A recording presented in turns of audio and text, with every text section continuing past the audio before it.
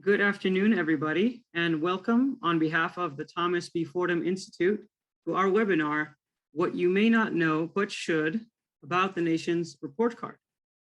I'm Pedro Enamorado, Staff and Production Associate at the Fordham Institute, and I'll be assisting my colleague Checker Finn and facilitating questions.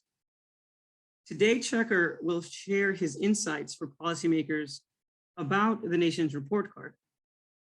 And after that, we will hear a brief response from Lesley Muldoon, Executive Director at the National Assessment Governing Board.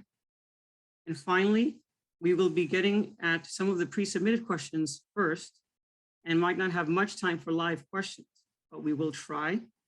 And so if you would like to submit a question, you can look at the Q&A button at the bottom of your screen, click there and submit your questions there for consideration. And now over to my colleague, Checker E. Finn, who is President Emeritus of the Thomas B. Fordham Institute and Distinguished Senior Fellow, and finally author of Assessing the Nation's Report Card. You're on mute, Checker.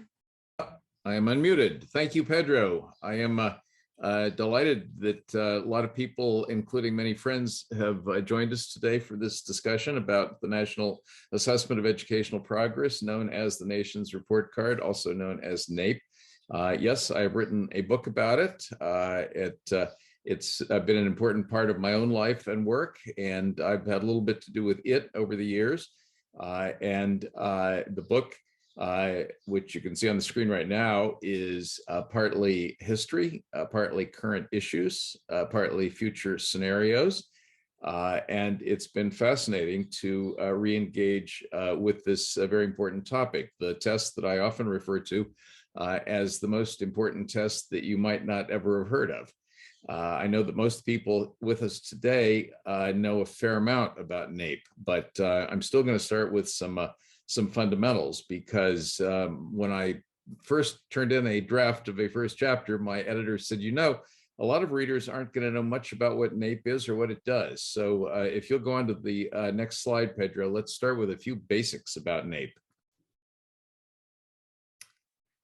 It is up to assessing 10 subjects on a variable schedule. It tries for grades 4, 8, and 12. It doesn't always hit every subject, every grade.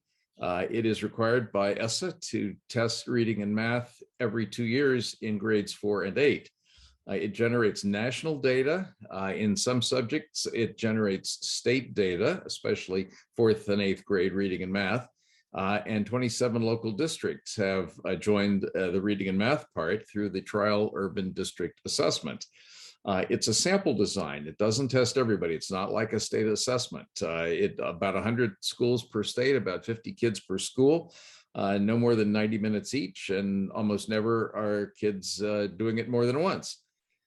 Private schools are invited to participate, but they often don't. And so in recent years, we have not had comparative data on private and public schools. But that's the doing of the private schools not basically agreeing to take part. No kid takes the whole test. It's organized in something the psychometricians call balanced incomplete block spiraling, which means in essence that every test taker takes about a quarter of a test. And since the mid-90s, it has made accommodations for students with disabilities and limited English proficiency.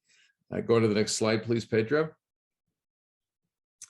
It is a low-stakes test. It has no direct consequences for anybody, and yet it has many indirect effects throughout American education.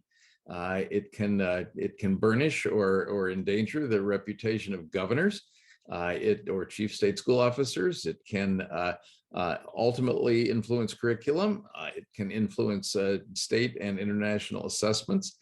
It has a whole lot of indirect influences up and down the system, and yet no child, no teacher, no school, and almost no district is directly affected by NAEP.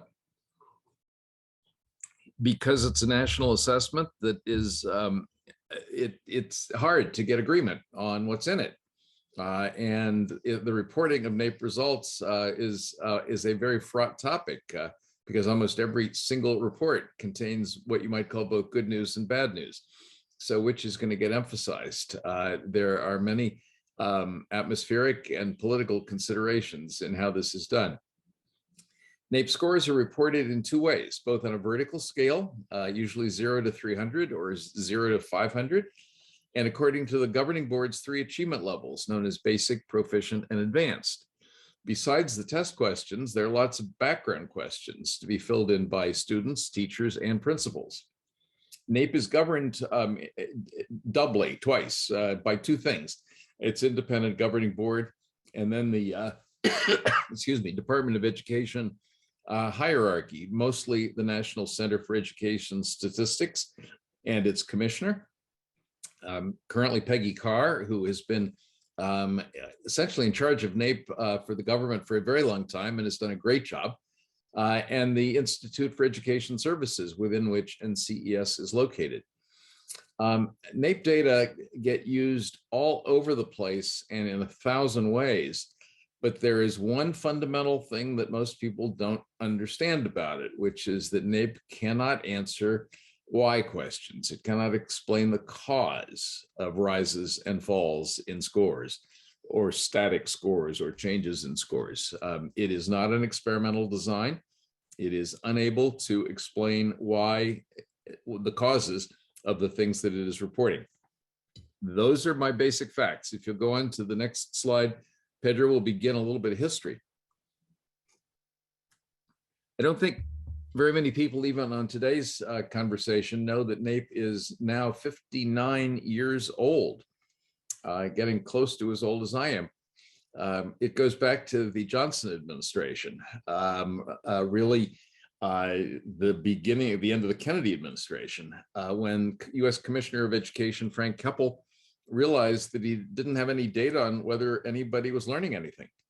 And he asked a very distinguished psychologist named Ralph Tyler whether anything could be done about this. And Tyler responded, and the Carnegie Corporation of New York, which has been a faithful supporter of many aspects of NAEP over many years, Carnegie, under John Gardner, hosted the first meeting to see whether anything could be done about this. An exploratory committee followed, private funding. The federal government kicked in a little bit of money in the mid-60s. The education establishment decided to withhold support. Both the NEA and the American Association of School Administrators wanted nothing to do with anything that was going to audit their performance. But by 1969, the first pilot assessment was given. And the Education Commission of the States took over responsibility for operating NAEP and appointed a kind of an internal policy committee of advisors. Next slide, please. This one is about the 70s. NAEP moved to Denver with ECS. Federal government transferred responsibility for it internally to NCES and shifted funding to a contract, giving it more control over what was going on. But by 1976, the GAO was publishing a report saying this wasn't helping anybody. NAEP wasn't doing anybody any good, which led to a whole series of studies and efforts to make NAEP more useful. And prominent in that, in '82, the Wurtz-LaPointe report recommending significant changes, which led to, in '83, the NAEP contract, the lead contract, the main contract, moving to the Education Testing Service. This one is a mistake on my slide. It should say ETS, not ECS. And that was the same year that the National Commission issued a nation at risk. The next year, in a portent of things to come, the Southern Regional Education Board first piloted the use of NAEP tests to yield results for, sorry, 3 of its member states. This was coming because after a nation at risk, the governors really wanted to know how their states were doing. And up until that point, that had been blocked, I will say, by the chief state school officers who didn't want comparisons. But when it turned out that the governors did, and the chiefs began to think differently about it, things began to change. Next slide, please. Still in the 80s, the Again, it should say ETS, published a reading report card that used something they called anchor levels to signify achievement as a precursor to today's achievement levels. The National Governors Association got involved, and by 1986, Bill Bennett appointed the Alexander James Group to recommend a total overhaul of NAEP. It reported in 1987 big changes, including state-by-state testing, and at least the opportunity to create essentially benchmarks or cut points on the NAEP scale to say how good is good enough. The National Academy of Education was supportive, and in 1988, in an important example of bipartisan compromise, mostly Senator Edward M. Kennedy and the Reagan administration, and I was the assistant secretary at the time and had a little bit to do with this, Congress agreed to a NAEP overhaul, including an independent governance system, the National Assessment Governing Board, known as NAGB. And at the end of '88, as he was getting ready to leave office, Bill Bennett appointed the first members to NAGB. And he asked me, as I was leaving government, if I would become the first chairman, which turned out to be one of the more important things I think I've ever done. The next year, with George Bush the first in office, the Charlottesville Education Summit set national education goals. This turned out to have huge implications for NAEP. The next slide, please, Pedro. The governing board, in response partly to its congressional mandate and partly to Charlottesville, established 3 achievement levels: basic, proficient, and advanced. And it also undertook the first round of state assessments. It was voluntary at that point. It was 8th grade math only, and 40 states took part. The achievement levels kept getting reworked because nobody knew quite how to set them at the beginning, and they got criticized by everybody in sight. Governing board stuck to its guns. Meanwhile, as Congress enacts Goals 2000 and the Improving American Schools Act, NAEP becomes the de facto auditor of state standards and state achievement reports. And it's a role it still plays today in a big way under NCLB and now ESSA. In the mid-90s, as I said earlier, the board voted to add accommodations for students with disabilities. And while all this was going on, both Bush 41 and Clinton urged essentially national testing of individual kids built on top of the NAEP framework. And that almost happened, but Congress didn't want it to happen, and it didn't, and it hasn't. Next slide, please. The 2000 election illustrated how NAEP can get tangled in politics. When Al Gore essentially took over a release of NAEP data to explain what great things he and Clinton had accomplished. And the same year, when the George W. Bush campaign used NAEP data, state-by-state data, to demonstrate how effective he had been in Texas and how the whole country ought to appreciate him as an education reformer. As you know, in 2002, NCLB came along with a really major role for NAEP, mandatory participation of states, the first participation of districts in TUDA. NCLB was really a kind of a grand compromise in which states would set their own standards and their own tests, but every 2 years, NAEP would come along and, in essence, audit them and report to the world whether it agreed with the state on how many of its kids are, in fact, proficient in reading and math. And that arrangement basically continues today, 20 years later. And has been very consequential for education reform, for American education, and certainly for NAEP. In 2003, people were agitated about too many nosy background questions, and the board began to put limits on that. Then in 2008, in what to me is still a great mystery and issue, NAGB invited states to take part, if they wanted to, in 12th grade testing, because Congress had mandated state testing only in grades 4 and 8. And yet not very many states wanted to do it. And it's not done today at all. In my opinion, it ought to be. And I'm a little perplexed as to why states aren't demanding it. 2014, important research by NAGB showed that the proficient level of NAEP in 12th grade really does equal college ready. It truly equals it in reading and is a little higher than college ready in math. 2015, NAEP began its shift from paper and pencil to digital administration.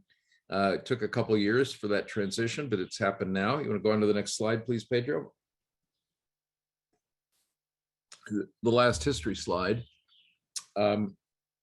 People had wondered for a long time whether 12th grade NAEP results were even valid, because do those 18-year-olds take it seriously? And some serious NCES research showed that, yes, indeed, they're valid.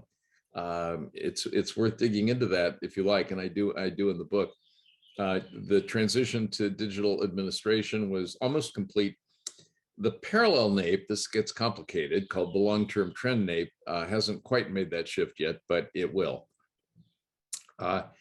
In 2020, COVID caused NAGB to defer the 21 testing cycle, which by a year, which has altered all future assessment schedules by a year. Secretary DeVos asked Congress to approve this, and they did. In 2021, last year, after much debate and some serious tussling, and NAGB approved a new framework for reading assessments to begin with in the 2026 round of testing. And then this year, just in recent months, the National Academies issued a big report on NAEP, recommending a whole bunch of things, changes. And NAGB and NCES have announced a whole series of modernizations in how NAEP is going to be administered in the future. Maybe Leslie will say a bit about that when we turn this over to her. And the governing board has started work on a new framework for the science assessment. And that brings us up to the present. And if you would move on to the next slide, please, Pedro. I did want people to see, this is still history, the cost of NAEP. As you can see at the top, and this is 2 years ago, the numbers are bigger today, $160 million. And you can also see on the right, over the years, there has not always been unanimity between what the White House has requested and what Congress has appropriated. Those minuses, and you can see the difference. They're about equal number of years when Congress appropriated more than requested and when Congress appropriated less than requested. There are even some bigger differences in some of the in-between years. We obviously did this in 5-year increments. But that one of the National Academy's concerns about NAEP, and a lot of people's concerns, is that it's gotten awfully expensive, and that the fact that it is, let's say, inefficient in a bunch of ways, means that even at this considerable spending level, it is not able to do a lot of the assessing that people would like it to do, such as, for example, more frequent assessment of history and civics in more grade levels. Next slide, please. Apologies to you all for the cough, but I'm just emerging from my very first go around with COVID, and it's not been serious at all, but it did leave me with a scratchy throat. Today, there are a whole bunch of challenges, I think, facing NAEP. A bunch of them are in technology. IES wants NAEP to essentially move into the cloud and use artificial intelligence in more ways. NCES wants to do that. NAGB wants to do that, but there are a million issues associated with that transition involving trend lines. Can you continue the trend line? Are the contractors flexible enough to do this? Is it going to keep the integrity of the data and so on? Adaptive testing, which Peggy Carr recently said they are going to begin to move toward, is a very good idea in terms of student testing time and better data on low and high achievers and so on. But how you make that work with keeping the trend lines intact, I think remains an open question that I know they're going to work out, but it's an important question. NAGB testing frameworks are increasingly difficult in an era of culture wars when people just don't agree on what kids should learn. And the credibility of NAEP hinges on consensus in this realm. And if consensus can't be found within the governing board and in the many, many constituencies that advise it about these testing frameworks, then trouble lies ahead. This began to surface in the reading framework. It may surface in the science framework, almost certain to surface if and when the board turns to the history and civics frameworks. So this is I think is a challenge that's got to be grappled with, and I regard it as a pretty serious one. I've already alluded to the fact that that the cost is relatively high, and in recent years there hasn't really been any competition among the contractors because they've all kind of teamed up into a kind of an oligopoly called the NAEP Alliance. This is not good for the taxpayer. And it's also not good for flexibility and change in how NAEP operates. So this is going to need attention. I'm not sure by whom. The scope of NAEP going forward, how many subjects in how many grade levels, and in how many of them is it reported at the state level, and how many districts get to participate and so forth. These are up for discussion. I think they're terribly important.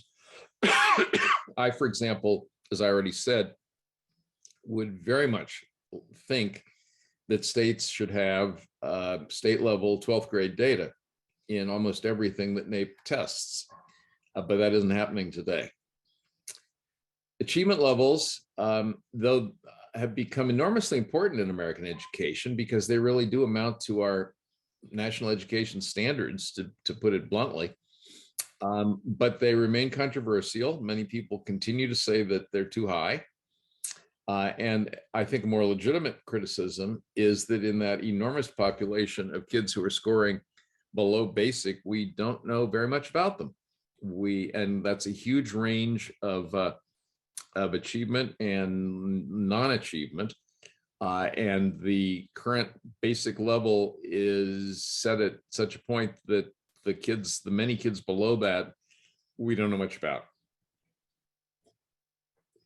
How to measure poverty is a real challenge going forward because over the years, NAEP, like everybody else in this field, has used free and reduced price lunch as the proxy for low income. And because of changes in the food programs, that is going away and it's no longer accurate. But nobody's figured out yet how to do it differently and whether it's going to be consistent with the previous measures. There are all kinds of limitations, as already mentioned, to the uses of NAEP data, especially having to do with causation and the relevance to current issues. And it leads a lot of people to use what Education Week has occasionally termed mis-NAEPery, which is to say, claiming that NAEP proves things that it doesn't actually prove, and giving people very misleading information about what NAEP is able to tell them. It's also important to understand that NAEP exists in a world where student outcomes measured by achievement and accountability for results matter hugely. And if we are really in an era of anti-testing and anti-accountability and alternatives to achievement as the markers of effective schools, then NAEP becomes more marginal and maybe even more questionable. And then finally, I've already mentioned that NAEP has a two-headed governance system, and it's worked well enough over the years, but it's always in tension. And I think it's something Congress needs to tidy up on several fronts. And there's a fair chunk of the book about it. We illustrate that, I believe, in the next slide. Pedro, if you'll move on. This is actually the only illustration in the book, the two-headed wildebeest, because it seemed to me evocative of NAEP governance. Next slide, please. The last two chapters of the book go at considerable length into the future scenarios for NAEP. I analogize them to the bowls of porridge in the Goldilocks story. I think that it's very easy to slip into too cold a version, which is just keep doing what they're doing and keep their head down.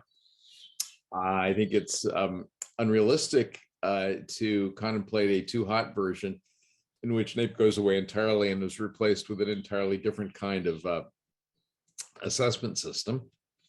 I do, maybe because I'm too deep into NAEP myself, settle for the just right version, which is to modernize it in a number of ways, deal with those issues of scope, resolve some of the challenges of governance, and beef up to the extent possible the dissemination and utilization of NAEP data, mindful that as long as it is a low stakes test that gives no parents data about their kid and no teachers data about their students, it's never going to have as much of an impact, of a visible impact in the short run as its friends and custodians keep hoping that it will have. Next slide, please, Pedro.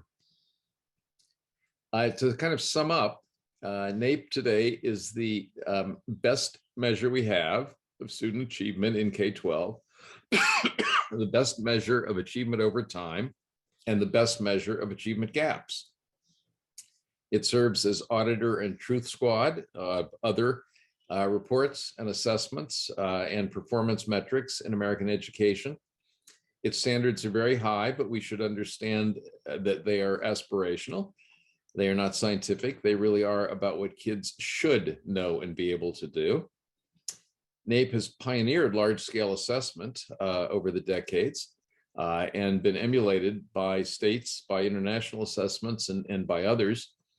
And it is likely going to remain low stakes on the ground, and yet sort of high level accountability for the system as a whole and for the high level custodians of the system.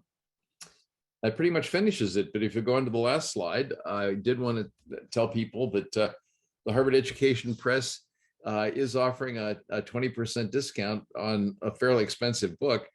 If you want to write down this code, ANRC22, it's good through November.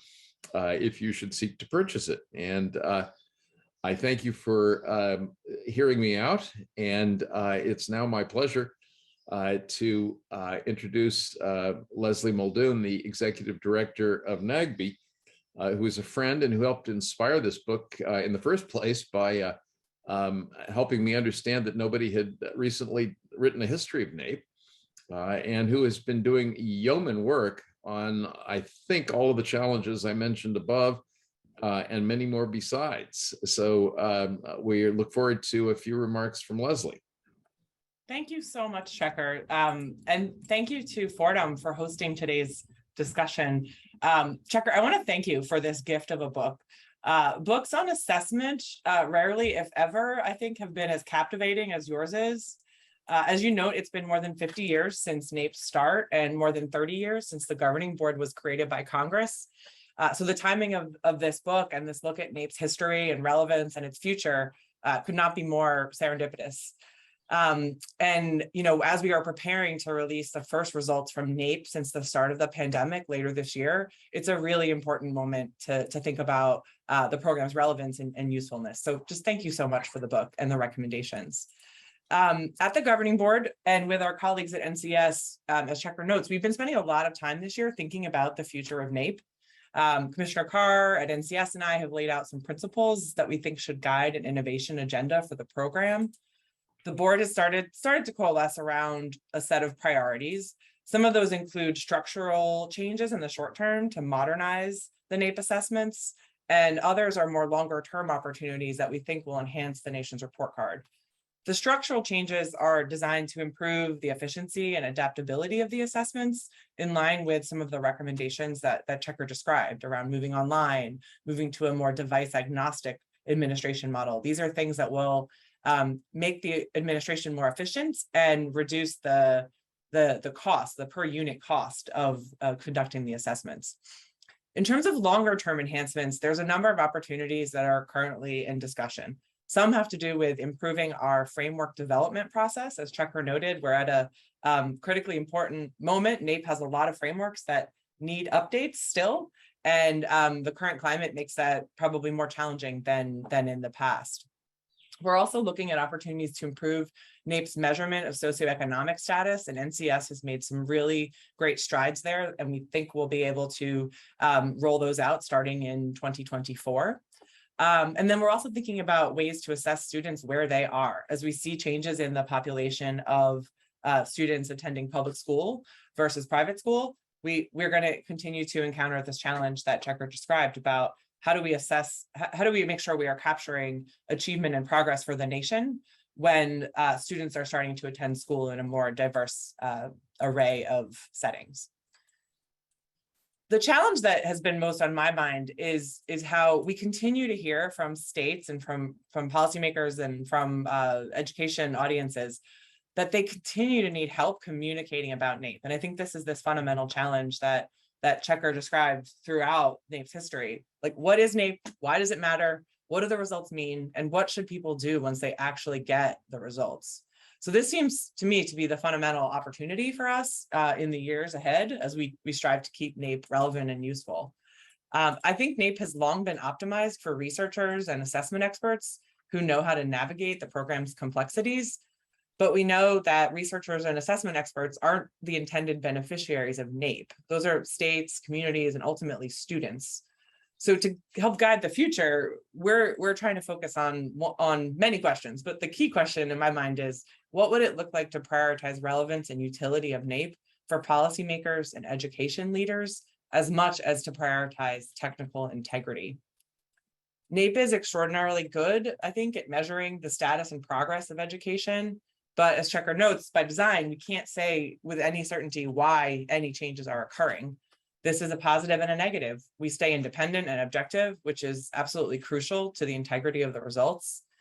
But it obviously makes it hard for education leaders and policymakers to know what actions to take as a result of whatever the data says. We've seen states actually use the results to drive significant change over time: Massachusetts, Mississippi, Tennessee, and now possibly Virginia with their recent report on the honesty gap. They've done that through the vision and leadership of special governors or state education chiefs who've really figured out how to harness NAEP and use it to drive change. At the board and in NCS, we've relied on dissemination strategies to get the data into the hands of people. We hope that visionary leaders will take it and run with it. I think we've been quite successful over the years in many ways, but we could certainly do more and should do more in the years ahead to advance the utility and relevance of the program if states were better positioned to answer the what now questions. NAEP and the governing board cannot and should not provide those answers to those questions, but I think we can start doing more to communicate more directly in plain language about the educational progress that is shown on NAEP or the lack of progress, and to help make the data real for the public and decision makers. I think that's the right first step. And Checker, you are helping us attain these goals by writing a book that explains eloquently and clearly the legacy of NAEP, its value, its usefulness, and its relevance. As you point out, it wasn't always that way, but it will always be the goal. And we're continuing to make progress on it. We have our work cut out for us. And we really appreciate your thoughts and the thoughts and input of everyone on this call today as we move forward. Thanks again for the opportunity to share a few comments and for hosting this conversation. Thank you very much, Leslie. Keep up the good work and good luck. Pedro is going to help me now with a few of the questions that came in advance from people who registered in advance and submitted them. We got a bunch, and I think we winnowed it down to 8. And if we get through those in timely fashion, we'll take some from current participants that I imagine people are submitting if they have them. So let's go with the pre-submitted ones. I think you can take the book slide off or go back to the first one or something as you wish, but let's go ahead with the questions. Okay. Well, thank you to you all who submitted questions. We had over a dozen, a lot of them really good. And some of them have some common themes. And so we've tried to cluster them in that way. So the first 2 questions are about student and sector subgroups. And the first one is, how do we know about students who lag behind? Does your analysis suggest any specific changes that local schools could make? Whoa, well, as we've said, both Leslie and I, NAEP doesn't explain causes of things, and therefore it doesn't give exact remedies. It can be suggestive of changes, but the biggest issue right in this question, I think, is the kids lagging behind. Awful lot of them are going to be demonstrated to be lagging even further behind when the pre-post COVID NAEP results come out. And we've already talked about the fact that we don't know enough about the below basic kids. And I fear and suspect that the number of below basic kids is going to rise when we get the post-COVID assessment results.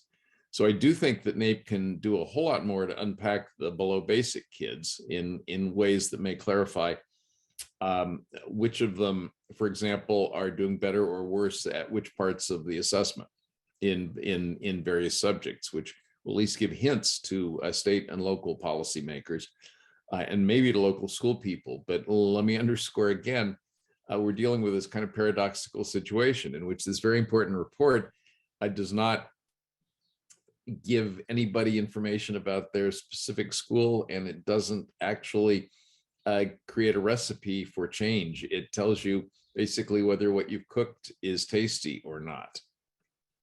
Next question, please. And related to that theme, what comparisons are you able to make between traditional public schools, charter, and private schools with the NAEP data? The one time that NAEP data was used by the government to make a district versus charter school comparison, actually it got extremely controversial because the charter folks and the teachers unions immediately started doing battle over what the NAEP results actually showed. And I think the powers that be at NCES concluded that that might not have been their smartest move to, for them to, at least to do that analysis. The data are there for others that want to do that kind of analysis. Sadly, the data are not there for the private school analysis lately, because as I said earlier, private schools have not opted in, and for them it's voluntary. For public schools, it's compulsory, not at the building level, but at the state level. But private schools join if they want to, and groups of private schools have to basically join. Catholic schools have been pretty good about joining, but the other private schools have mostly not, which means that the overall private school population has not had valid data, though sometimes there's valid data for the Catholic school subpopulation there.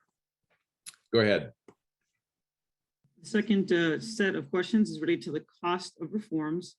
So the first is, how can technology increase student sampling with less cost? Oh boy, well, increasing sampling itself is not the goal unless the scope of NAEP increases so that more things can be, excuse me, assessed. For example, if more districts were admitted into TUDA, which is a budget issue, which would be affected if money is saved through technology. That is to say, if money is saved through other uses of technology, such as NAEP in the cloud, then there might be more budget to allow more districts to participate in TUDA. Many more would like to, we know that. Similarly, if we were going to produce state data on 12th graders, as I've suggested, we would need budget for that sample, the state level 12th grade NAEP sample. And that budget's not there today. But again, if some saving of money through technology would help. Money can be saved in other ways too. Let's be clear. For example, I'm not sure that the congressional mandate to test reading and math every 2 years is essential. We don't see very big changes, aside from COVID, sadly, in scores on a 2-year basis. And I'm not sure we would lose much as a country if we did that on a 4-year cycle and did much more frequent assessment, like 4 years, of science, history, civics, and other subjects. The next question, please. And so the other question is, will any of these proposed changes to NAEP result in additional costs, financial or logistical, to schools specifically who are already stretched thin? NAEP causes almost no costs to schools themselves, except for the small number of schools that participate in the sample. It certainly causes costs to taxpayers. It causes costs at the federal budget. It costs some costs at the state and budget and at the district level if you're in a TUTA district. Sorry about that cough. But schools are not, unless you're one of the small number of schools that has to take a certain number of hours out of the year to participate in NAEP, unless you're one of those schools, you really incur no direct cost from NAEP. And related to data and trends, how will the validity of comparisons to NAEP scores from NAEP's inception be maintained? Well, the long-term trend part of NAEP goes back to the early 70s. So we have a 50-year trend line there. It's controversial because basically means asking the same questions today that were asked 50 years ago. And a lot has changed in the subjects like reading and math over 50 years.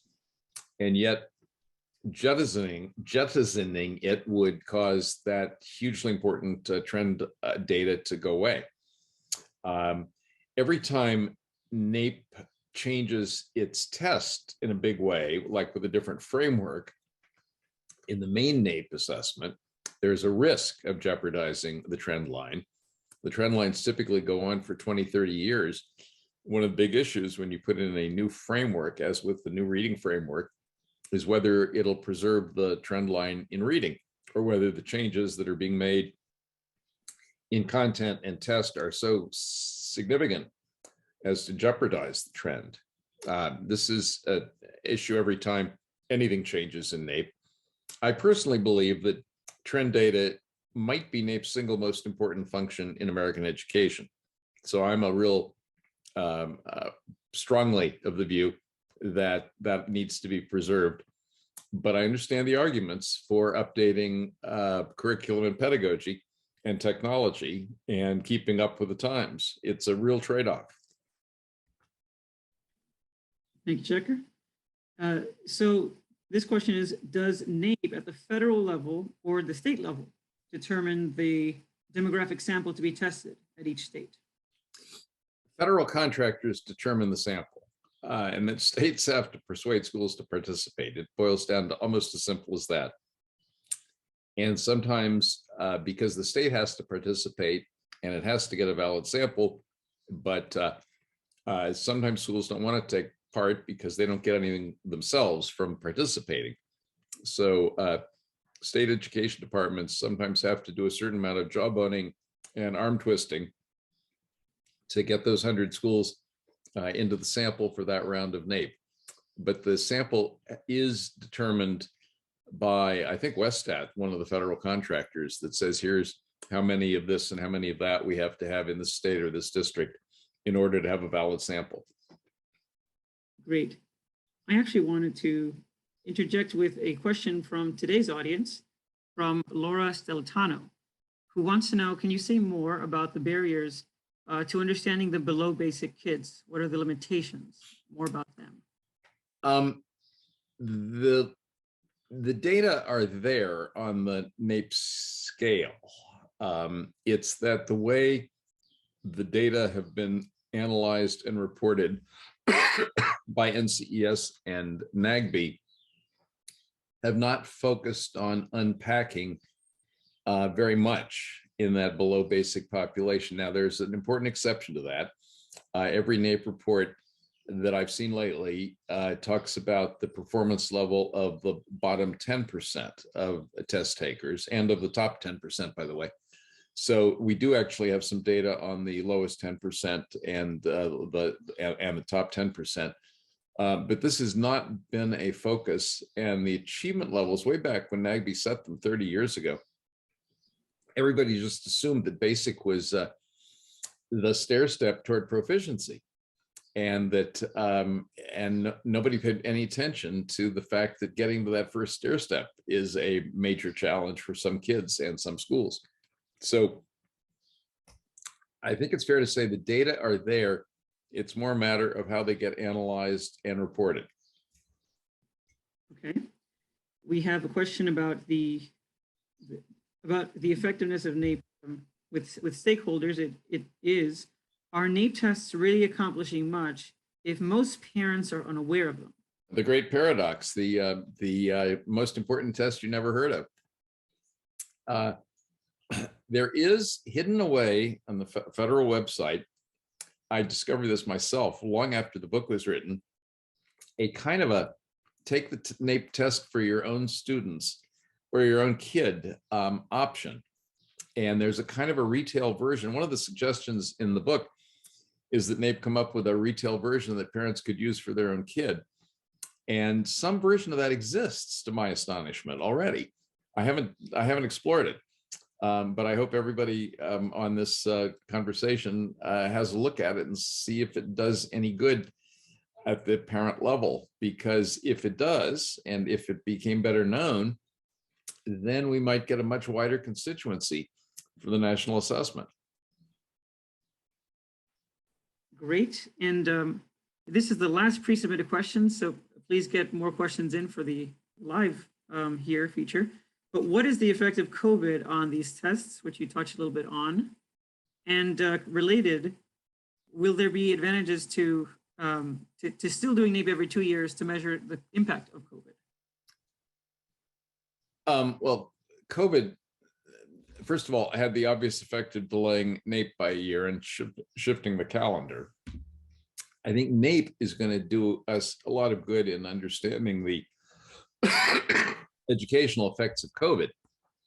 We've got a lot of state data about that and some studies, but we really have not had any aggregate national information about the learning loss issue. And we're about to get it later this year from a kind of a before and after NAEP administration. I think it's going to turn out to be very important to our understanding the educational implications or effects of COVID. I don't think I understood your related question, Pedro. You want to try it again? And let me say to everybody, we've got 10 or so minutes left. So I by all means, if you've got more things on your mind, please let Pedro know. Yes, and to repeat that second one, the related one is, will there be advantages to NAEP every 2 years to measure the impact of COVID and progress in future years? Which I think you may Well, the before and after that the long-term trend data is going to produce for NAEP is a 2-year cycle. The main NAEP will be on a 3-year cycle this time, where Congress, the law says 2 years, but because of the 1-year delay, we will have a lot of 3-year data on before and after COVID. Going forward, we're still on the 2-year cycle by law for reading and math in grades 4 and 8. And we're on this kind of I'm going to say nebulous cycle for everything else. You can check the schedule on the NAEP website, but it does change from time to time as budget changes, as NAGB priorities change. I would love to see it stabilized. One of the recommendations in the book is to basically put everything onto a 4-year cycle, every subject, and have them overlapping so that every single year there are NAEP reports. But each year it's for a couple of subjects, and the next year it's for a couple of other subjects. and do all of this on a 4-year cycle for all of the subjects that NAEP tests. That's my suggestion. Thanks. So this question was connected to kind of state, it's relevant to the state policymakers and the state level. So the question is if NAEP shows much less progress than state assessments, but NAEP doesn't test what the state's standards are actually, doesn't teach to that. So it's, the argument is it's not a valid audit on their performance. This is a very important question. It's a very complicated matter. It's why the consensus aspect of NAEP is important. We don't obviously have a national curriculum, and we don't obviously have national standards. And therefore, the validity of NAEP as an audit depends to some degree on the alignment between what the state thinks it's teaching and what NAEP thinks it's testing. There's no doubt about that. The chief state school officers and a whole bunch of other organizations work very hard with NAGB and NCES to reach a reasonable accommodation or set of compromises, if you will, so that the test that's given in Portland, Maine and Portland, Oregon is valid in both Maine and Oregon.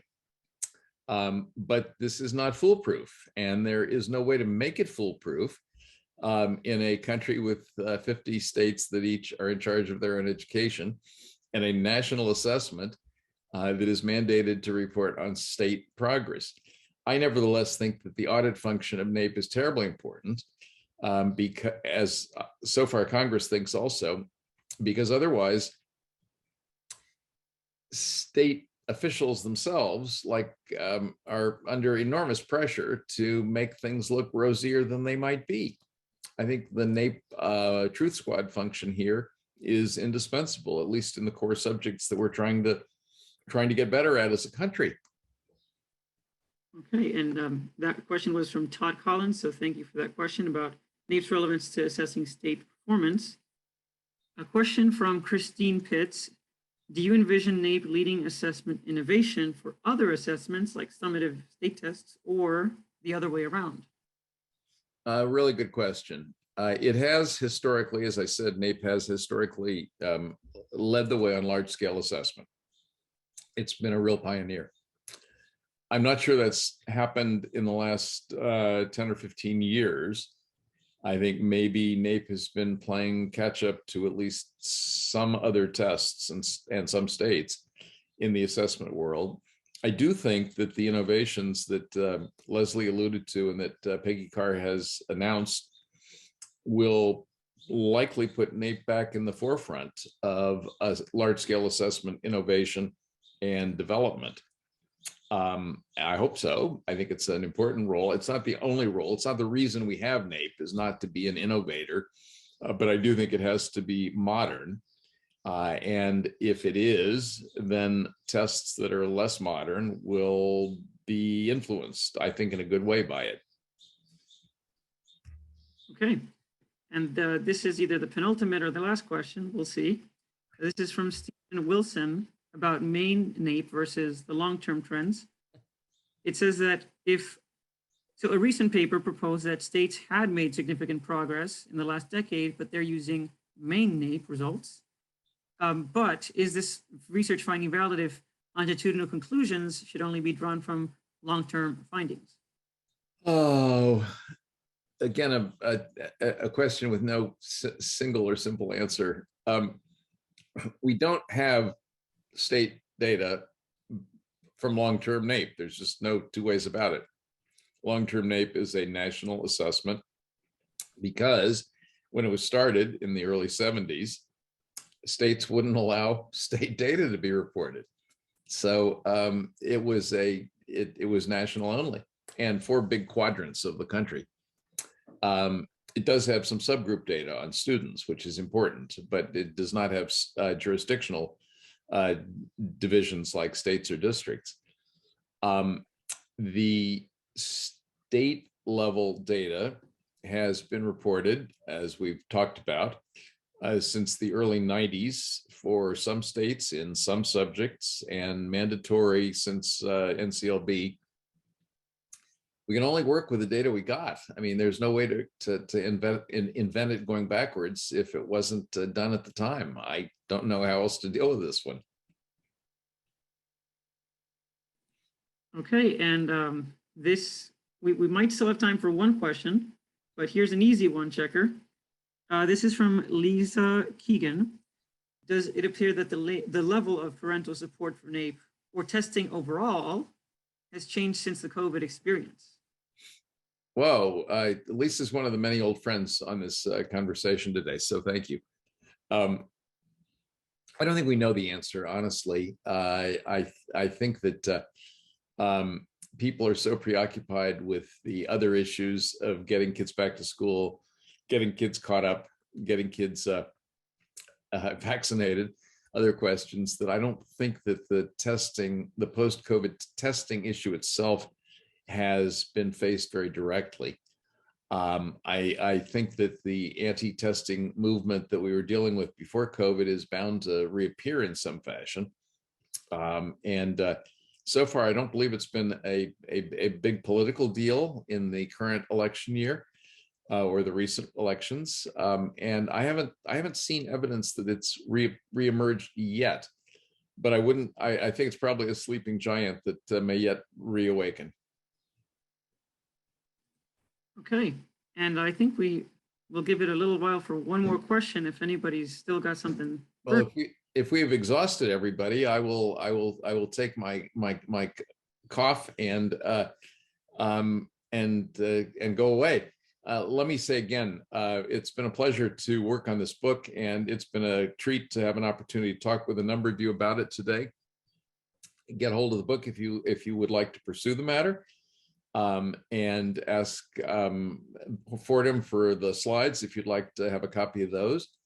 And it's been a great pleasure to take part in this. And all of you be well and enjoy the rest of your day. Adios. Okay, thank you very much to Checker, Finn. Thanks to Leslie Muldoon for her comments. Thank you to everyone who participated in setting this up and who came and attended today, and all the great questions that you asked. Have a great day, and we will be sending out an email just with some of the information about the book and the discount code, a few little things here and there. Thank you, everyone, and have a good day.